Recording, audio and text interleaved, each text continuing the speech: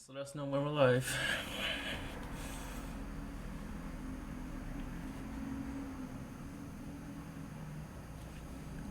Let's do it.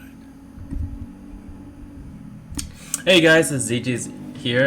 Appreciate everyone waiting patiently. We're getting the start of this run finally. Leonard's here with me. Who I'll be racing against. Leonard, say hello to everyone. Hi, I broke all the technology again. And also, who's going to be commentating the race is General Andrews. Bam! Let's do this thing.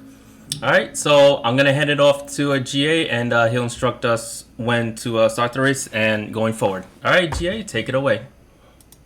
All right, folks, who's ready for some cowabunga action?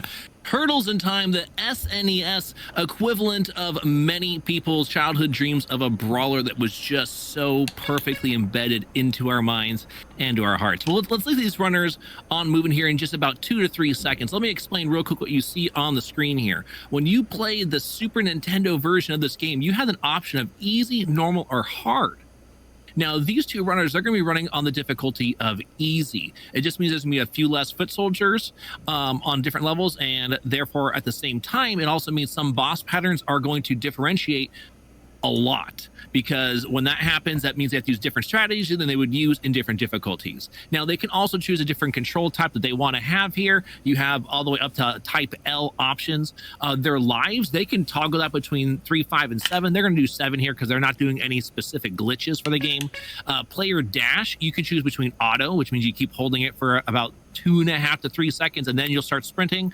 Otherwise, they're going to do manual, which means you're going to see a ton of tricks on display because they're going to be able to put in all these different combinations as if it was like a fighting game and using those special moves to get themselves through each scene very quickly. They're turning back attack off because it's actually the weakest attack in the game. It looks really cool, but what happens is it'll randomly interrupt your moves. So that's why they have it off right there. Now, when it comes to color mode, they both just left a normal animation. There is a choice of comic mode as well, which has a little bit darker hues, not as bright on the eyes, so that's always an option that some runners might try to do. Otherwise, let's go ahead and get this thing underway. The official time for this run will start once they have gotten control of their turtles, so we'll go ahead and let them get to choosing which turtles they think they can go fast with.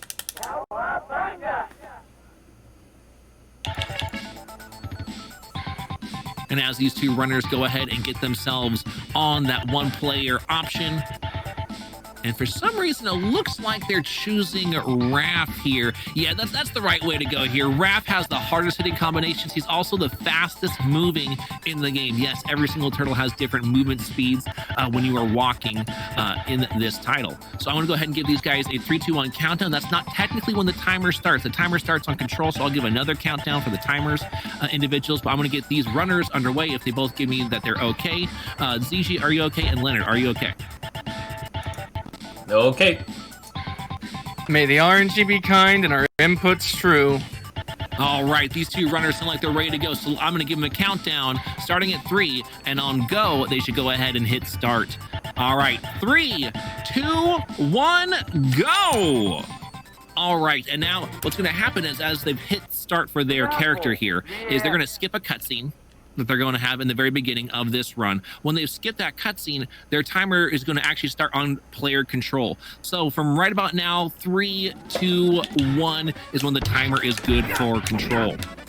So you're going to see them using a very specific set of moves, mostly the high damage moves. They're going to be going back and forth with either a flying super, which is that move right there, where that foot comes flying all the way out in front of them. When you see them stand in place with their character and do this kind of that is just your standard super, and that takes health to use that. That's why you'll see them grab pieces at different times as well. You now also see a backslide. Now, for those of you that were here early for this Turtles block, you might have seen that in the arcade game, we were also trying to leave enemies behind. Turtles in Time actually does this to the utmost degree. You can leave tons and tons of enemies behind, and that's what they're going to do by utilizing the backslide. Now, you're going to also see them throw enemies off the screen. That's the fastest way to despawn an enemy. Every now and then, it might not be the fastest way to deal with your enemies, but if they want to get a quick despawn, that's what they're going to do. All right, the first level starts off with a flying form of Baxter. Now, this is actually one of the trickiest boss fights in the entire game when it comes to trying to master how fast it will go. So far, though, the runners are showing that they're doing really, really good control right now. All right, great kill. Got Baxter in the corner there. That's exactly what you wanted to see here. Then ZG's going to follow it up himself here with the same type of execution.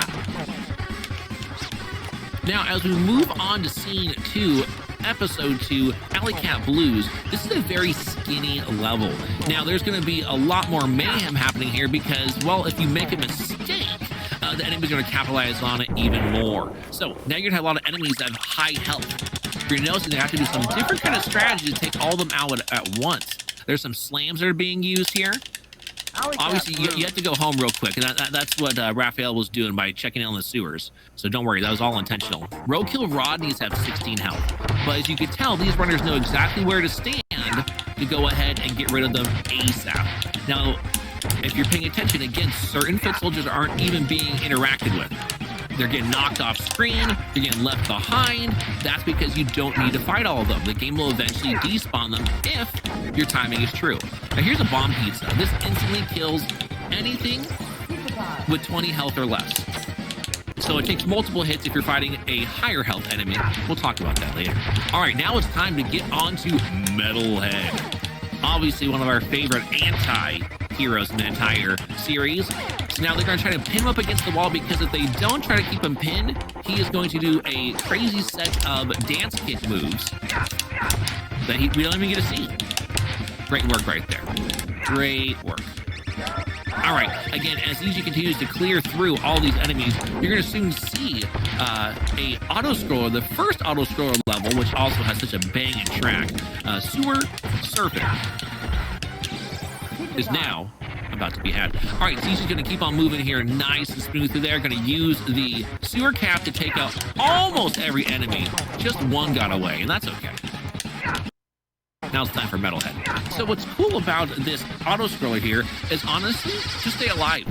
Literally nothing else matters in the Super Nintendo version. If you're playing the arcade version, you do have to beat the enemies before it will continue to allow you to progress. But in this one, they're just going to move past. It's kind of like a half bonus level, half actual level, because you do have to beat a boss at the end of it before you can advance on. But again, if you just dodge everything in here, it's a pretty straightforward level. So obviously we know that because it's an auto scroll, this is where any runner makes up a ton of time in a race. So you're going to see some crazy. No, okay. Well, it's unfortunate when you're in a race that you have to deal with auto scroller action, unless you are in the league, because it's going to be probably pretty hard to go ahead and lose any of that time. You're noticing here there's some pizza monsters as well. These pizza monsters should not have been nuked in the microwave after being left in some radioactive waste before use. So keep that in mind the next time that you go for some leftover pizza, because it might not turn out the way that you had initially imagined. Now, what you're going to see here is that the turtle is in the bottom right corner. This is intentional for this boss fight on solo. They're actually going to wedge themselves into a spot that you aren't supposed to get into. And by doing that, you're going to have free reign to keep on mashing on the boss with your supers. Now, that won't be enough to completely take out the enemy, but it'll almost be defeated by a nice swooping move and a finishing couple of hits. Nice work of Ragnar. All right, Scene 3 is done. Leonard's moving on. CG's doing great right now, not taking any extra hits from the pizza monsters because it takes 3 health to do a super. He made sure to grab that health just in case. Now this level can get kind of tricky here because another new set of enemies will appear. Mausers. Now again, these two are not doing the wrong warp, so they won't be using the Mausers to their advantage. They just want to make quick work of them because they can actually be quite agile, evasive, and annoying. Great body slams there. There's certain times when there are good body slams and other times where you don't want to slam. So far, the uses of their slams have been really top tier. Now that jump kick in the air, that was intentional always. Our runners know exactly what they're doing at all times. All damage boosts are intentional. These are ninjas, and they've worked very hard to be as calculated as they are. Now here is a double boss fight. And it's not even the end of the level yet. Let's see what happens here.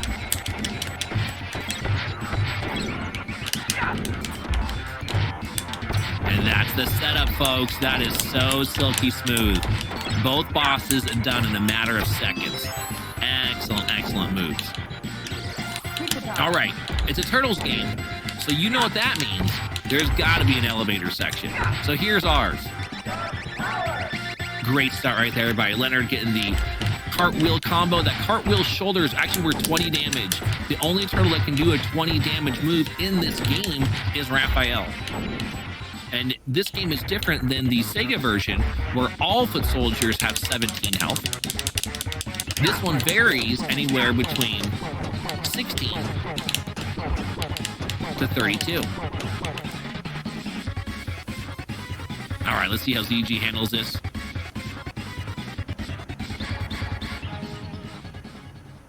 Look at that, great setup as well. Let's go. Excellent. All right, as you can see, Leonard's making good work here, about to be done with the elevator and on to a very important boss sequence. Because, folks, I mean, if you're fighting Shredder, it's got to be the end of the game. So stay tuned here. Let's see what happens. All right, now this boss, the only way you can beat it is by throwing enemies at the screen. It's going to take 9 foot soldiers. So we got 5 already from Leonard. 6, 7, 8. Can we get one more? 9. What a great battle. And him taking that hit there actually was okay at the end to lose a little bit more health, because it does, you'll see that a lot of these turtles will want to end the levels as low a health as possible, because there's time that ticks off the more health that you have, because it counts it towards your points. Obviously, the game is not doing it. You can't have a game called Turtles in Time and not go anywhere in time. So that's what's happening right now to Leonard's character. He's been thrown all the way back to 250 million BC. We'll see how the turtle can handle that air condition. All right, ZG now is getting ready for the awesome Zone 7 fight here. Just chuck those enemies right at the screen. Now, the Foot Clan get a bad rap. You know, they're ninjas, they're criminals, they're all these things. But one thing that they don't shy away from is hugs. So you'll see a lot of hugs happen, sometimes to our runners' dismay, but other times it will be quite a loving embrace that you'll see them share on the screen. All right, Leonard's doing a great job, as you also get to see the Stone Warriors' first appearance in the game, and they will continue to appear. You also get to see the axe-wielding foot soldiers. Those ones have 32 health. Now, earlier, when I said between 16 to 32, I was being mostly accurate. There are very specific throwing foot soldiers that only have 2 health. The lowest amount of damage you can do in this game is 3, for anyone that's curious. These blocking foot soldiers are a pain in the butt. Gotta watch out for a little bit of a stampede. So far, great clear. Okay, here. Now, folks, this boss fight, though, is quite tricky. So we want these runners to go ahead and feel really confident going on into it here. Because when Slash gets away, he's a terrible foil. So what they're going to want to do here is they want to keep on stunning him. That's why he's standing behind him. Slash has unbelievable front side defense. And Leonard made it look way easier than it is for most of us. So great work, Leonard. That fight should not ever look that easy. All right, ZG's still making his way on through while the cutscene's happening, and Leonard's being thrown into 80, 15, 30 Skull and Crossbones. Probably my least favorite level, not because of the design or that beautiful ocean in the background, but simply because there's floorboards. I'm sorry, but I'm trying to run around here. I really don't need to smash my toes or my shins on anything. Now you're going to see some more enemies that only have 2 health. The arrow-wielding foot soldiers are just like the bomb-wielding ones. They want to use their projectile, and then they'll leave. But if you kill them before they get an opportunity to do that and walk off screen, it's much faster. Now, you're probably wondering here that you played this game on a higher difficulty, and you're like, well, where's the cannonballs? There should be cannonballs happening right now. Not on easy mode.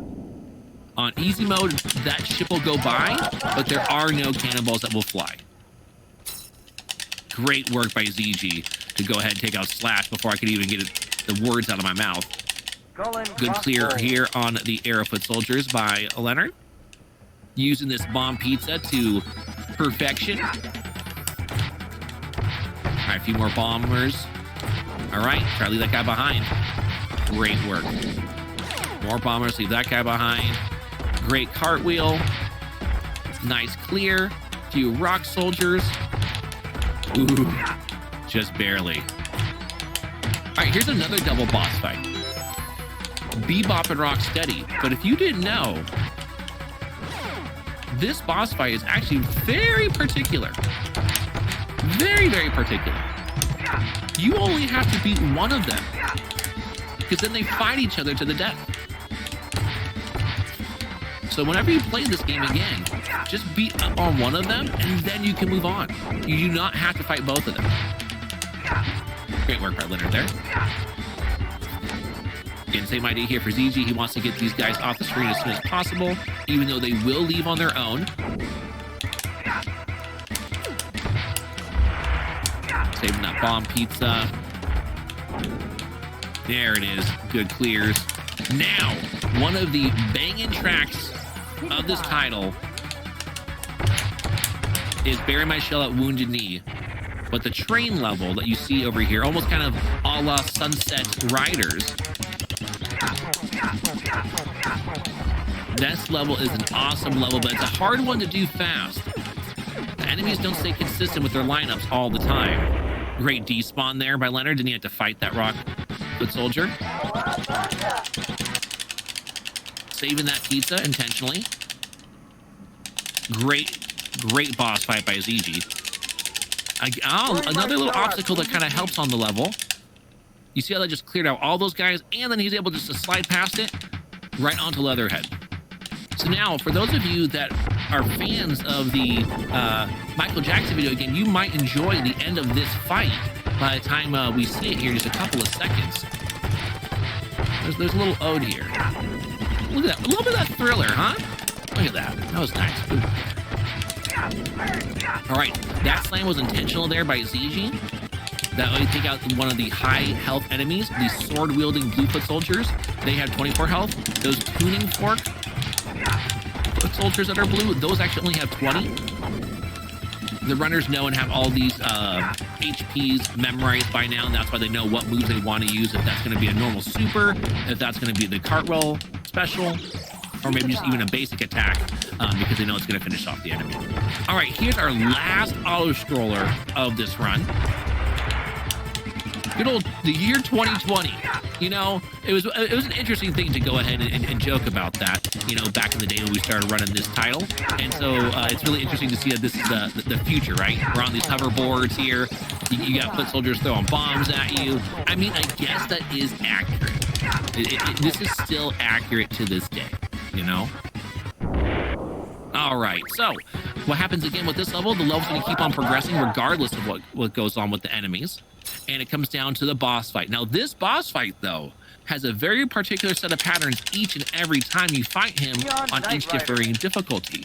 So you might even see intentional deaths, for example, because that will be faster than just fighting the enemy basic, because the enemy Super Krang has a long cutscene damage animation that both of these runners want to avoid. All right, once again, you know, an auto-scroller, not much you can do. You just gotta wait till the boss fight and hope you do a perfect boss fight for trying to catch up on time. Now, what you're gonna see going on here with these kills is, even though he's gonna get some points from that time that it's counting down, he just wants to make sure that he has enough lives regardless of the situation. Get out of here, right? Get out. You know? All right. Leonard's on to Super Krang, and you're going to pay attention here. It's going to be a very specific pattern of hits. Super, super, super, super, basic, basic. Get knocked out for the death. And then super, super, super, super, super, super, super. Down to 1 health. Enemy down to 0 health. GG on that level. Great run by Leonard. Moving on to our second to last level.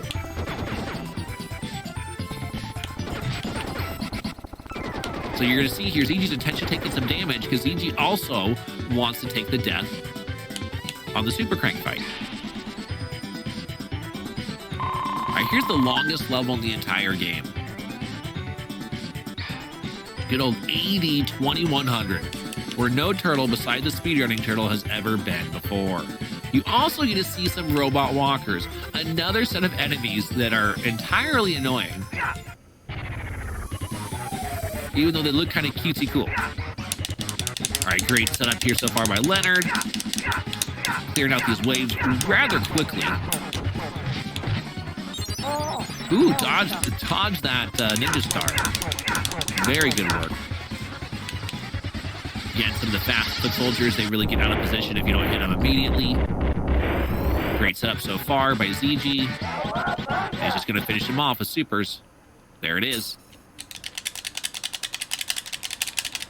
All right, an ice section of this level. It will freeze you if you get zapped in this section, which is a good amount of time loss. But the screen won't scroll until you take out very particular enemies, and that's what they're doing right now. Good work there by Leonard. Also wants to try to use that wrecking ball to his advantage, and you saw it did. It knocked down the enemy, did 16 damage on him. Setting up right here with a nice somersault shoulder on that rock soldier. Left the other one behind because he did not have to fight all of them. Again, he's going to use this bomb pizza to his advantage again. Look at that. Did a jump to extend the amount of time. If you're not touching the ground, you do get more time on that bomb pizza. Oh, very unlucky with that the enemy stopped moving there. That was about to be a perfect slam. All right, here is the greatest set of RNG in the whole game. The flight pattern or height of Crank. This is where a lot of runners lose their time because optimal damage is on these lower patterns. Like, for example, you see this, how this is super close? It's almost good enough. So he has to do these 5-6 damage moves. That's a great pattern right there. But you can only get 3 hits worth in. Oh, that's a high pattern. And not one that is, oh, they did slam. Ooh. And there it is. Great finish. He's going to stay at the top of the screen because this level actually makes you walk through the portal. And he's going to be on the final boss fight.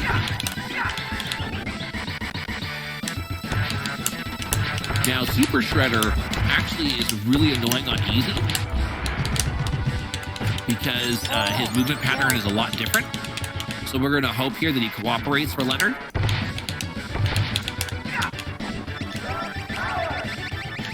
Well, we shall see. Decent. Not perfect, but decent. There we go. Okay, up against the wall. This is what you want to have happen. That way you can get these double hits in there. He's using the super just to get iframes. Try to get those double hits, and he got them. So now the time's going to go as soon as the name's gone and time. Awesome job. Whew. Good job, Leonard. All right, then let's keep on rooting on ZG.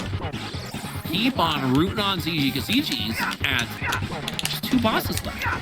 Krang and then Super Shredder. Obviously, nice starting pattern here. Ooh, all right. Ain't no one gonna complain about that. Ah, what a bum. What a bum. Come on, Krang. Come on. Ooh, here we go. He just doesn't want to give it. There it is. There's the low pattern. Whew. All right, folks. Stay tuned. We got one more boss fight to go here. This run's going to be done in under 21 minutes. Guaranteed. 1992. Who misses that year? Anyone? Now, I'm sure you notice as you're looking at Leonard's game over screen, it says that he did it in 10 seconds. 10.41 seconds. That's why there is, you use a timer for this game, because the in-game timer is absolutely borked. Even if he did the same exact length run, it wouldn't say the same amount of time either. So keep that in mind if you ever decide to run this game. And time's coming up now. G heckin' G. Wow. Great runs by both of you. Let's get these two back on the microphone. GG. The GG indeed.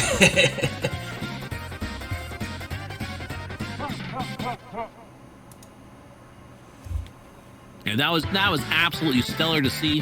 Folks, if you enjoyed watching this block of Turtles games, make sure to join the Turtles RTA Discord. We are down for helping people understand what to do if they want to start speedrunning Turtles. Maybe they just want to talk about Turtles and hang out and have a good pizza loving time. Go ahead and come on by and hang out with us regardless if you don't want to speedrun games. But if you have any hankering in learning about these, any of these Turtles games that you saw today, from all the awesome ones from Radical Rescue, from Shredder's Revenge, this title right here, Turtles in Time, or even the 1989 arcade game, all these games are thriving, and we would love to have more people be involved. Now, if I can get these two to also join me for this, now, folks, protect your ears. We're on.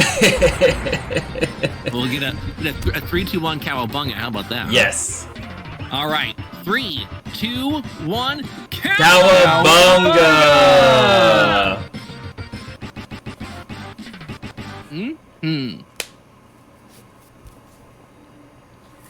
Leonard, thank you very much for being my race opponent. Thanks for having me. Jay, I appreciate you commentating the run for us. Fantastic work. Thank you. Anytime. Alright guys, I hope you enjoyed this Tmnt block, and up next, Smart Alec is going to do some Michael Jackson's Moonwalker. Y'all take care, and please continue to enjoy tonight's Retrothon event.